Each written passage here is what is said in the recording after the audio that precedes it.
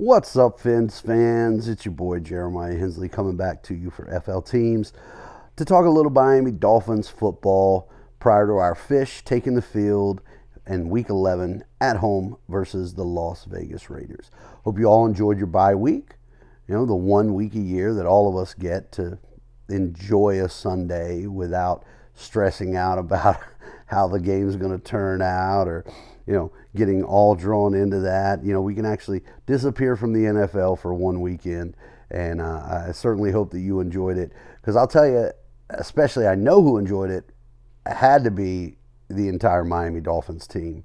If you remember at the end of my last video after the KC game review, I mentioned, look, worst case scenario, we come out of this bye, we're up a half game. All right, so either way, we were going to come out of this thing still in pretty good shape. Never in my wildest dreams did I imagine that while we were resting, while we were getting healthy, while we were recharging for that true second half run, that every team in the AFC East would completely fall apart in various different ways. The Jets, the Pats, the Bills all lost, now giving us a 1.5 game lead in the division, 2 in the loss column. But more importantly than that, I mean, there's turmoil. There's actually talk of Bill Belichick being on the hot seat, which is just unheard of crazy. The Buffalo Bills losing to the Broncos was enough for them to decide that somebody had to pay, and that somebody ended up being offensive coordinator Ken Dorsey. Not sure he's the problem, but I guess he's the scapegoat for this one.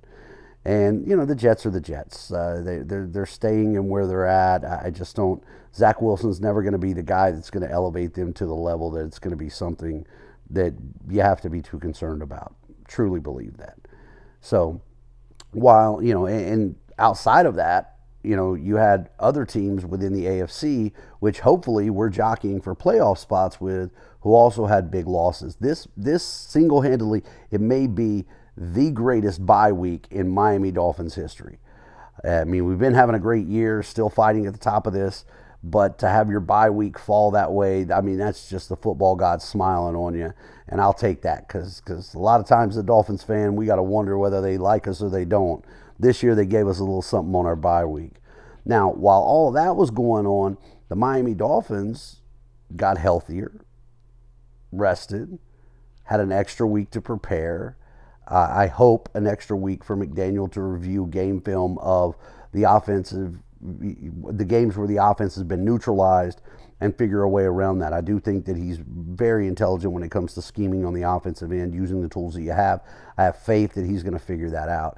One big part that's going to help that is that during this bye week, we were able to activate Devon Achane from the IR. He looks like he is on pace to play this Sunday.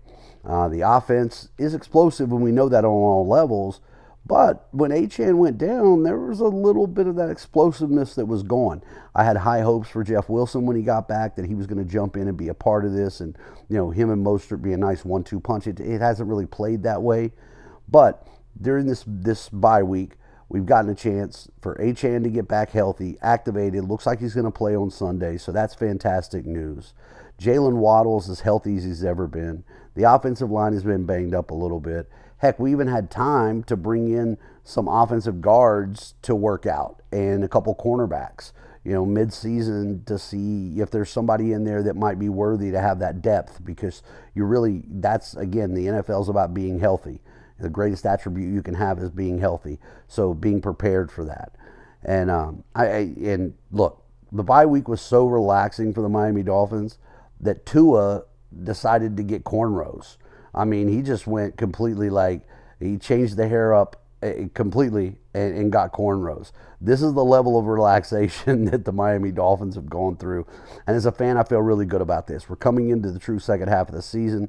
5 of the next 8 games are at home, where the Miami Dolphins are 4-0 this year. The offense looks better there. They look faster there. The defense is coming along. It's another week of Fangio being able to play with these parts as they get healthier and healthier. So, you know what? Let's all sit back. We had our week off. Let's enjoy it, but really get excited about this second half of the season, because I think this bye week, not only the best bye week in Dolphins history, but just perfectly timed. So I don't know about you guys. I'm looking forward to keep rolling.